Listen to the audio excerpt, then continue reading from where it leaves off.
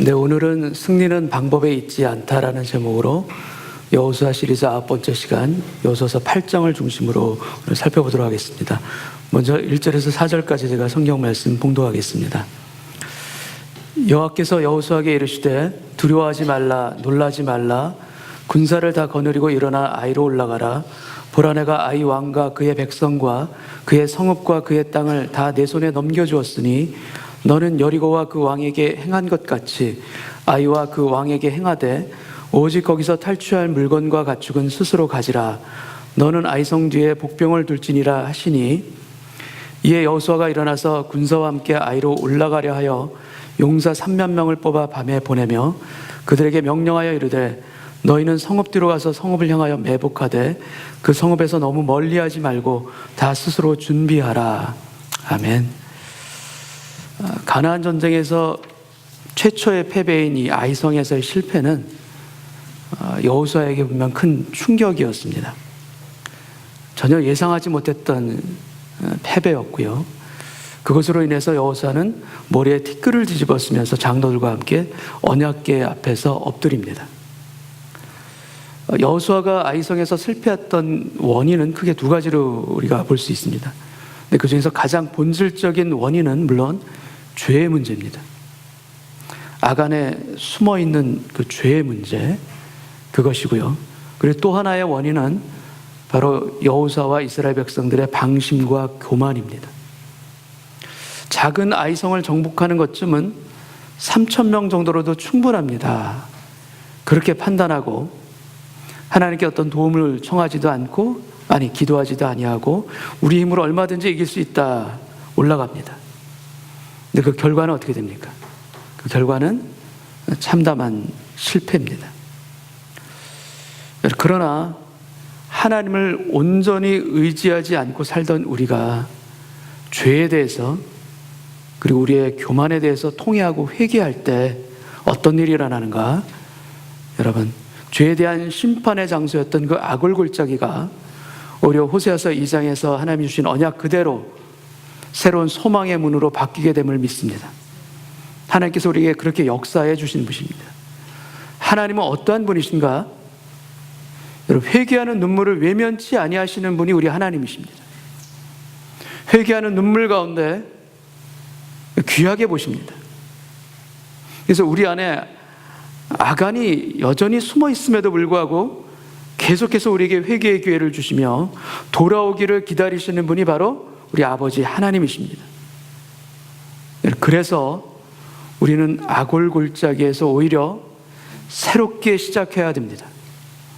새롭게 시작하려고 우리가 주님 앞에 엎드리는 저희들 되기를 원합니다. 아이성의 실패와 악을 골짜기 그 사건 이후에 여호수아는 여호와의 말씀을, 하나님의 말씀을 다시 듣게 됩니다. 여호수아서 8장 1절 말씀을 제가 읽겠습니다. 여호와께서 여호수아에게 이르시되 두려워하지 말라, 놀라지 말라. 군사를 다 거느리고 일어나 아이로 올라가라. 보라, 내가 아이 왕과 그의 백성과 그의 성읍과 그의 땅을 다 내 손에 넘겨주었으니.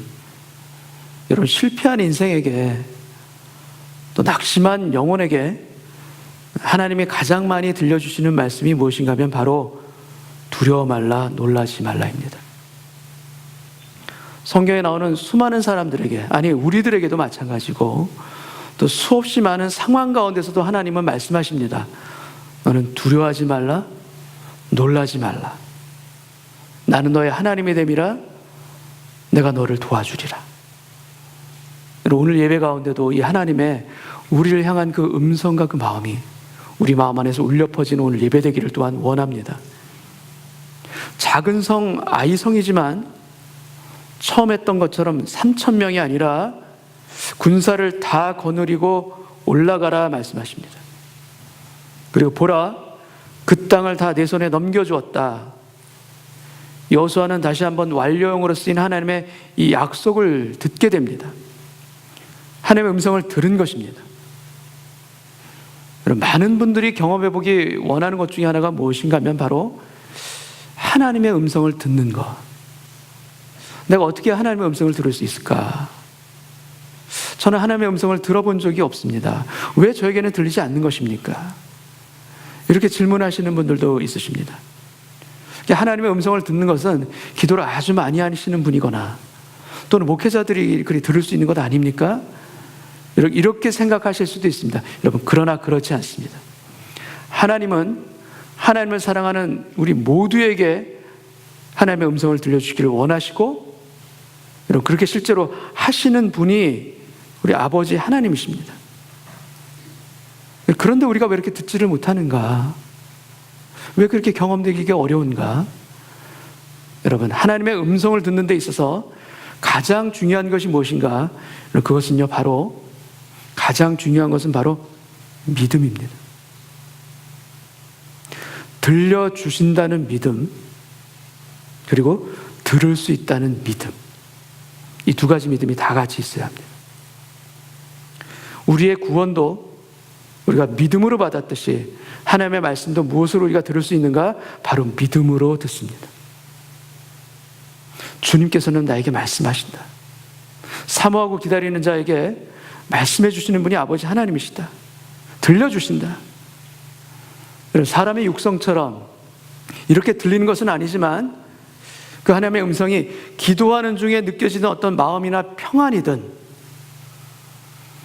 아니면 말씀을 보다가 주시는 그 가운데 주시는 어떤 감동이든 아니 예배 중에 깨닫는 어떠한 각성이든 어떤 것으로든 하나님께서는 우리에게 말씀하십니다. 우리의 육성처럼 들리지는 않을지라도 우리에게 말씀해주고 계십니다. 사모하시기 바랍니다. 아니 그리고 그 이전에 믿으시기 바랍니다. 그리고 나에게 하나님의 음성을 듣는 것을 방해하는 내 안에 있는, 내 밖에 있는 그 모든 분주함들을 내가 차단하고 하나님의 음성을 듣는 것을 내가 훈련해 나간다면 점차 들을 수 있도록 우리에게 깨우쳐 주시리라. 여러분이 사모함으로 하나님의 음성을 들을 수 있는 저와 여러분 되시기를 원합니다. 2절 말씀 제가 읽겠습니다. 너는 여리고와 그 왕에게 행한 것 같이 아이와 그 왕에게 행하되 오직 거기서 탈취할 물건과 가축은 스스로 가지라.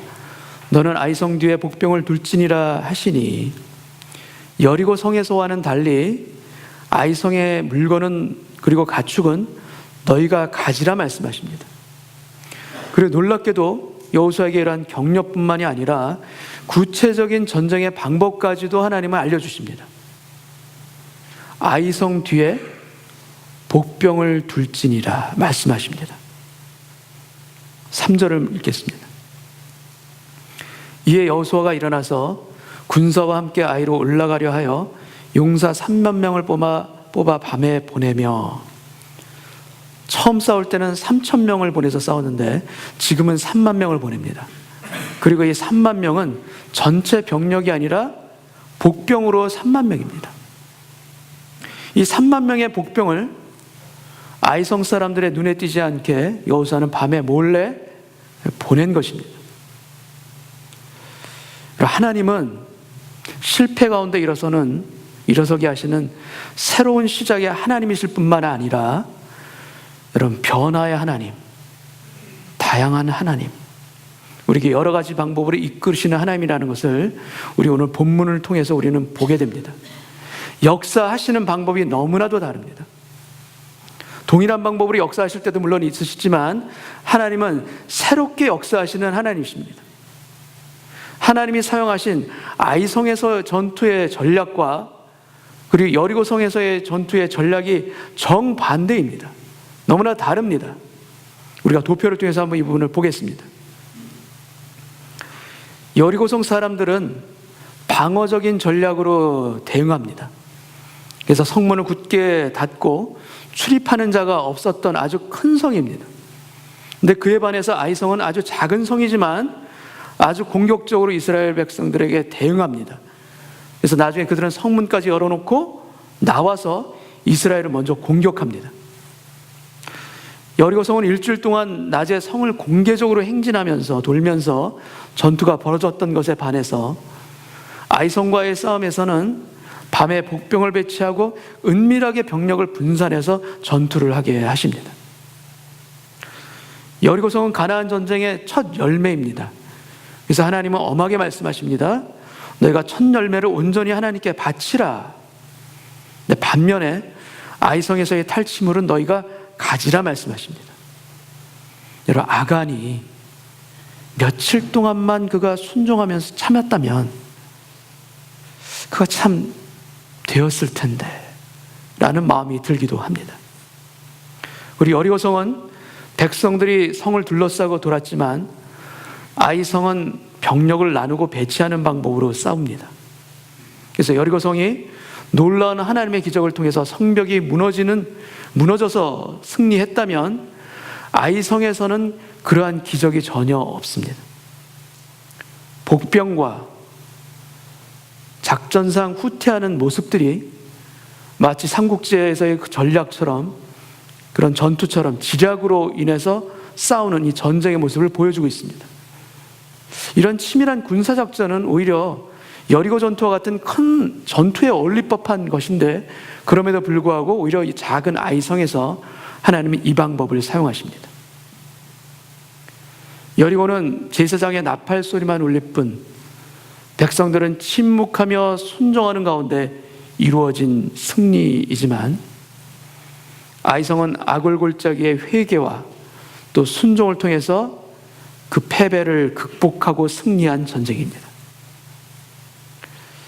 여러분, 하나님이 주시는 승리에 한 가지 공식만 있는 것이 아닙니다. 다양하게 역사하십니다. 여러 가지 방법으로 우리를 인도해 가십니다. 만약에 하나님의 승리에 유일한 공식이 있다면 그것은 바로 하나님 자신이십니다. 그 어떤 방법이 아닙니다. 바로 하나님 자신이 바로 승리입니다. 여러분, 우리가 많이 고민하는 문제들이 있습니다. 우리가 어떻게 해야 이 비즈니스를 성공할 수 있겠습니까? 어떻게 해야 직장에서 우리가 인정받고 잘 될 수가 있겠습니까? 또 어떻게 해야 우리 공동체가 부흥이 되겠습니까? 또 어떻게 해야 내가 형통한 인생을 살아갈 수가 있겠습니까? 여러 가지. 여러분, 그러나 어떻게가 아닙니다. 방법이 아닙니다. 문제는 방법이 아니라 바로 하나님이십니다. 그리고 하나님이 알려주시면 되는 것입니다. 여러분, 아니, 하나님이 구체적으로 알려주시지 않으셔도 됩니다. 우리가 갈 길을 몰라 할더라도 그 가운데 우리의 두려운 발걸음을 하나님께서 인도만 해주셔도 됩니다. 아니, 인도해 주시지 않으셔도 됩니다. 다만 최소한 우리가 가서는 안 될 길을 막아주시기만 해도 됩니다. 그럼 우리 인생은 너무나도 많이 달라집니다. 여러분, 그러나 하나님께서 막아주시는 그 길을 우리가 우리의 고집으로 갔었던 적이 얼마나 많이 있습니까? 하나님께서 여러 가지 방법으로 막아주시는데도 불구하고 우리의 어리석음으로, 우리의 욕심으로 끝까지 가서 낭떠러지에서 떨어진 적이 얼마나 많이 있습니까? 제가 젊은 시절에 너무나도 그 낭떠러지까지 갔고, 아니, 낭떠러지에서 떨어진 적도 많이 있었습니다. 하나님이 막아주시는 것, 하나님이 인도해 주시는 것, 아니, 하나님께서 알려주시는 것, 거기에 우리의 마음을 열고 우리의 귀를 열고 살아갈 때 여러분, 우리 인생은 하나님이 주신 은혜와 축복으로 가득하게 쌓여지게 될 줄 믿습니다. 여러분, 우리가 성공할 수 있는 방법을 알기 위해, 그 방법을 알기 위해 우리가 기울이는 수고와 애씀이 얼마나 많습니까? 참 많이 애를 씁니다. 그래서 공부를 열심히 하기도 하고, 좋은 정보를 얻기 위해서 애를 쓰기도 하고, 많은 사람들을 만나 조언을 받기도 합니다. 물론 필요한 일들입니다. 하지 말라는 뜻이 아닙니다. 그러나 문제는 그것을 얻기 위해, 구하기 위해 애를 쓰는 그 과정에서 점차 하나님은 작아지고 맙니다. 하나님이 커지는 것이 아니라 하나님이 작아집니다. 그래서 하나님께 귀를 기울이는 시간보다는 세상에서 될 듯한 그런 방법에 귀가 솔깃하고, 그런 세상적인 만남에 더 마음을 많이 쓰게 됨으로 말미암아 하나님은 어느덧 내 마음 안에서 저 뒷전에 있는 경우가 많습니다. 여러분, 기도를 통해서 시작부터 분별하기를 힘쓰면서 시작하십니까? 그래서 하나님께서 인도하신 그 길 따라 제가 걷겠나이다, 제가 한 발도 움직이지 않겠나이다, 순종하기를 원합니다 라는 마음으로 여러분의 인생의 길을 가십니까? 아니면 일을 벌려놓고, 그래서 일이 벌어진 이후에 그 사후에 뜨겁게 간절하게 하나님께 부탁드리십니까? 하나님이 도와주세요. 여러분, 순종하며 가겠습니다 입니까? 아니면 하나님 일단 도와주세요. 여러분, 어떤 기도입니까? 우리의 기도가 주님 보여주시는 대로 그 길로 순종하며 가기를 원합니까? 아니면 하나님 그냥 도와주세요. 우리의 기도가 달라지길 원합니다. 순종으로 가려는 그 길 가운데 우리가 걸어갈 때 여러분, 하나님의 형통함은 저절로 따라오게 하실 줄 믿습니다. 하나님이 세워주신 이 아이성의 전투 계획은 무엇에 그 기초를 두고 있는가? 여러분, 놀랍게도 그 기초를 두고 있는 것이 바로 여호수아의 실수와 실패에 기초하고 있습니다. 그 실패의 기초에서 전략을 수립한 것입니다. 그래서 패배를 당한 그 방법 그대로 이용해서 오히려 두 번째 아이성의 전투에서 이기게 하십니다. 이스라엘 백성들이 첫 번째 패배처럼 그게 동일하게 적들 앞에서 도망가는 모습을 보입니다. 근데 이것을 보고 아이성 군사들이 성문까지 그냥 열어둔 채 이스라엘을 추격합니다. 여호수아서 8장 17절 말씀을 제가 읽겠습니다. 아이와 베델에 이스라엘을 따라가지 아니한 자가 하나도 없으며 성문을 열어놓고 이스라엘을 추격하였더라. 이때 숨어있던 군사들이 성을 점령하고 그 성에 불을 지릅니다. 그리고 도망가던 이스라엘 백성들이 다시 돌아서서 그들을 포위하고 그들을 섬멸한 것입니다. 여러분, 아이성 사람들은 왜 패했는가? 여러분, 이전의 성공 때문에 패배했습니다. 전에 이렇게 해서 이긴 거야. 우리는 다시 할 수 있어. We can do it again. 그게 바로 실패입니다. 여러분, 아이폰이 등장하기 전에 휴대폰 시장에 절대 강자가 있었습니다. 그 절대 강자는 14년 동안 시장 점유율 1위를 기록했던 회사이고, 한때는 세계 전체 시장이 50%를 넘는 점유율을 차지했던 핀란드의 노키아입니다. 절대 강자입니다. 감히 따라갈 수 없을 정도로 휴대폰 시장의 절대자였습니다. 그런데 2007년, 정확히 11년 전이죠. 2007년에 아이폰이 처음 등장합니다. 근데 이 아이폰에 대한 평가를 노키아에서 내립니다. 저 아이폰은 장난감 같다, 조크와 같다 평가하고, 그리고 우리가 정한 것이 이 시장의 표준이다, 우리가 표준이다, 아이폰을 평가절하합니다. 그리고 심지어는 이 아이폰이 나오기 몇 년 전에 그들이 이미 자체적으로 스마트폰을 이미 개발했었습니다. 근데 그걸 개발했지만 우리는 전혀 새로운 모험을 할 필요가 없다, 새로운 시도를 할 필요가 없다. 왜냐하면 우리는 지금 1등이다. 오판을 했습니다. 여러분, 1등이라는 자만과 큰 성공에 취해서 노키아는 변하지 못하는 공룡이 되어버렸고, 그리고 아이폰이 나온 지 단 6년 만에 그들은 몰락합니다. 다 매각해버리고. 하나님의 인도하심이 없다면 이전의 승리가 오히려 오늘의 패배를 낳을 수 있습니다.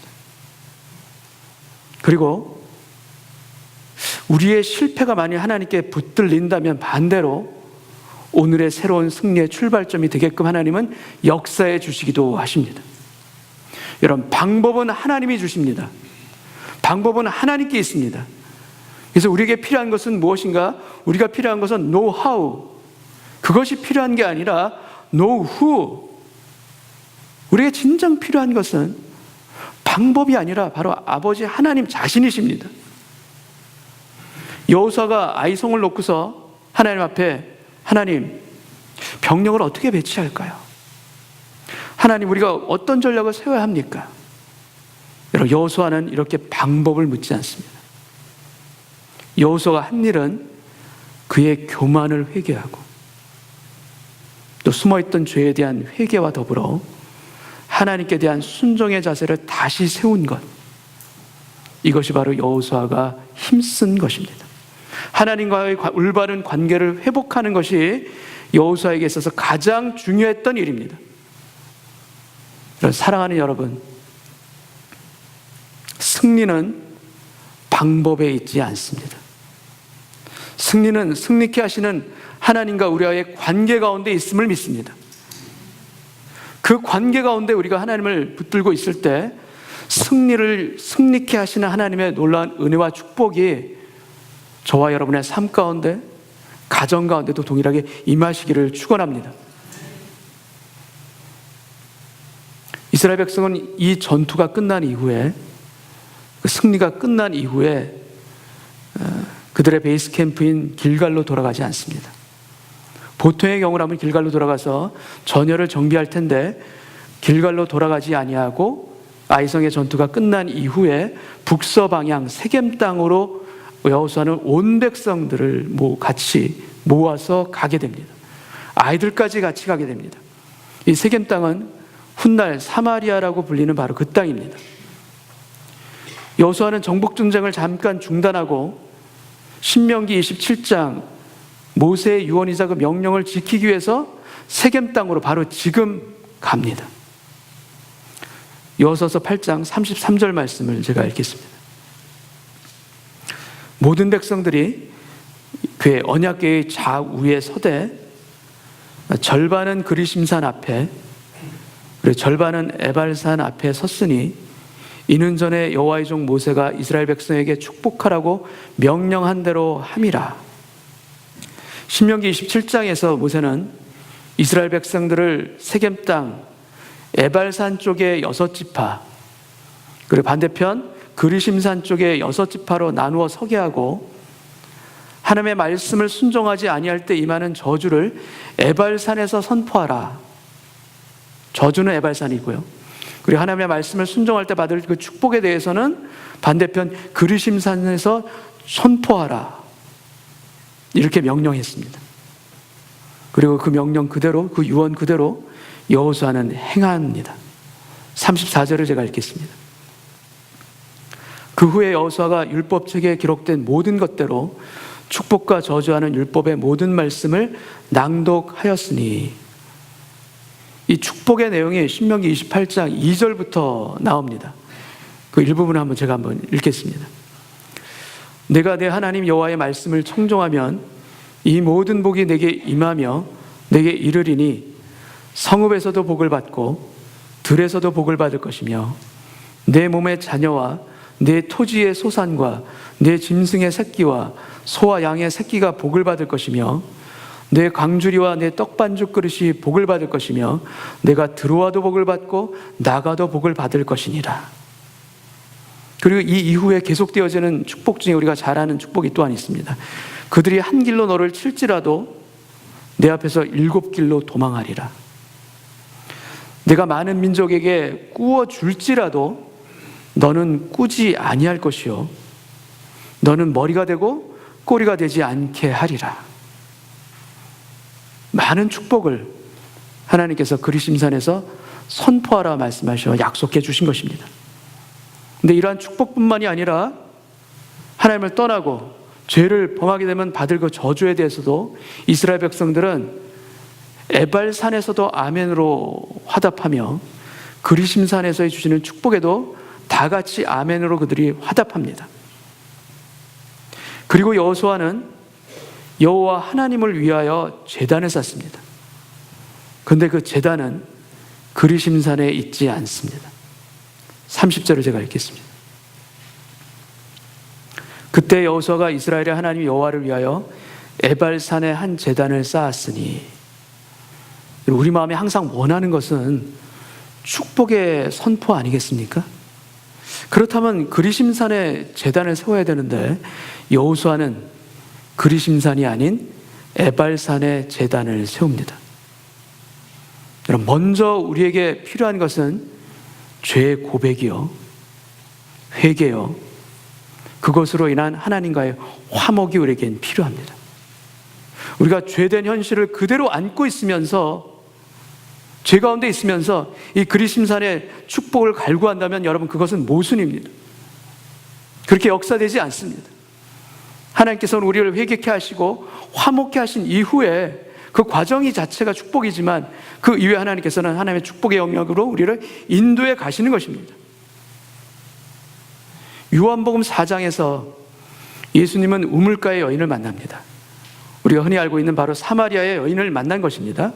그 사마리아 여인이 예수님께 말합니다. 우리 조상들은 이 산에서 예배하였는데 당신들의 말은 예배할 곳이 예루살렘에 있다 하더이다. 이 여인이 말하는 이 산은 바로 그리심 산입니다. 여러분, 세겜 땅이 훗날 무슨 땅이 된다고 말씀드렸습니까? 사마리아 땅이 됩니다. 근데 이 사마리아 사람들이 제단을 세우는데 그 제단을 어디다 세웠는가? 에발산이 아니라 그리심산에 세운 것입니다. 예수님께서 그 여인에게 말씀합니다. 너희는 알지 못하는 것을 예배한다. 그리고 예수님께서 아주 너무나도 유명한 말씀을 하십니다. 하나님은 영이시니 예배하는 자가 신령과 진정으로 예배할지니라. 여러분, 여호수아는 지금 이스라엘에게 가장 필요한 것은 승리의 축제가 아니라 하나님 앞에서 새롭게 되는 것임을 지금 깨닫고 세겜 땅으로 간 것입니다. 그래서 에발산에 제단을 쌓고 그곳에서 번제를 드리고 화목제를 드립니다. 여러분, 하나님 앞에서 깨끗하고 온전한 언약의 백성으로 거듭나기 위해서 신령과 진정으로 예배를 드리고자 에발산에 제단을 세운 것입니다. 그리고 모세의 명령대로 그 제단을 철 연장을 대지 않은 돌로 여호수아는 세웁니다. 31절 말씀을 제가 읽겠습니다. 모세의 율법책에 기록된 대로 쇠 연장으로 다듬지 아니한 새 돌로 만든 제단이라 우리가 여호와께 번제물과 화목제물을 그 위에 드렸으며, 여러분, 하나님께 드릴 제단이니까 곱게 단장하고 잘 다듬어야 될 것이라고 우리가 생각할 수 있지만 하나님 말씀하십니다. 철 연장을 대지 말라. 하나님 앞에 어떤 꾸민 모습이 아닌 울퉁불퉁한 모습 그대로, 허물 있는 그대로, 아니 용서받아야 할 그대로 너희는 내 앞에 나오라. 보잘것없어 보이지만 있는 그대로의 모습이, 가난한 마음으로 드리는 그 모습이 내가 받기를 원하는 참된 예배자의 마음이니라. 주님이 말씀하십니다. 그리고 이러한 예배자를 하나님은 긍휼히 여기시고 용서하시고 새로운 힘을 불어넣으시사 함께 동행해 가시는 아버지 하나님이십니다. 여러분, 축복의 산이 아닌 저주의 산, 그 에발산에 희생제단이 세워집니다. 여러분, 희생제단은 의인을 위한 것이 아닙니다. 희생제단은 바로 우리와 같은 죄인을 위한 것입니다. 그리고 바로 여기에 아버지 하나님의 마음이 있습니다. 나의 죄를 위해, 나의 주홍빛과 같은 그 죄를 위해 에발산의 저주를 대신 지시고 번제물이 되어주시고 화목제물이 되어주신 그 피 흘리신 어린 양의 그 보혈이 있기에 우리는 용서함 받을 뿐만 아니라 주님의 자녀가 된 줄로 믿습니다. 나의 순종하기 싫어하는 그 고집에 대해서, 신앙의 원칙대로 살기를 두려움에 대해서, 그리고 무엇보다 내 안에 있는 나의 죄에 대해서 여러분, 회개하고 어린 양의 피로 씻김을 받을 때 하나님께서 약속하신 그대로 우리에게도 새로운 소망의 문이 열릴 줄 또한 믿습니다. 주홍빛 같은 우리의 죄를 위하여서 예수님의 보혈의 피가 필요하듯이 여러분, 죄의 용서와 하나님과의 화목이 다른 어떤 축복보다도, 다른 어떤 은혜보다도 가장 큰 축복이라는 것을 여러분 우리가 고백하기를 원합니다. 용서함 받은 죄인, 하나님과 화목된 자녀, 아버지께서 우리에게 주시길 원하시는 가장 큰 축복입니다. 여러분 우리가 받아야 될 저주를, 에발산의 그 저주를 우리 예수님께서 지셨기 때문에 여러분 에발산의 제단이 있습니다. 여러분 우리가 축복과 방법을 구하기 전에 하나님 아버지와 온전한 관계 가운데 화목한 자녀 가운데로 들어갈 수 있는 오늘 예배 되길 원하고, 그 통회함이, 그 자복함이 있는 저와 여러분 되시기를 주님의 이름으로 축원합니다. 다시 한번 기도하겠습니다. 아버지 하나님, 나의 것을 버리지 못하고 여전히 내 꿈과 내 욕심에 내가 머물러 있다면 오늘 예배를 통하여서 말씀을 통해서 내 자신을 비춰볼 수 있도록 주여 보여주옵소서. 참다한 나의 모습을 보게 하여 주시사 교만한 나의 모습이 오늘 꺾어진 오늘 예배 되길 원하고, 나의 실패가 오히려 그러함으로 말미암아 하나님께 엎드리는 주님의 은혜의 도구요, 그리하여서 새로운 소망의 문을 열어가시는 하나님을 만날 수 있는 오늘 예배자로 오늘 엎드리기를 원합니다. 자복하는 그곳에 은혜가 있음을 믿습니다. 통회하는 그곳에 하나님의 은총이 기다리고 있는 줄 믿습니다. 아버지 하나님, 우리의 영혼이, 우리의 속사람이 주님 앞에 온전하게 엎드려지는 오늘 예배되게 하여 주시옵시고, 그것을 통하여서 우리의 실패가 오히려 하나님의 놀라운 승리와 은혜로 연결되어지고 새롭게 바뀌어지는 예배자로 서게 하여 주옵소서.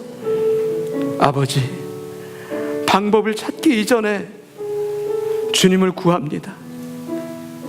주님을 찾습니다. 주님 안에 모든 것이 있음을 믿습니다.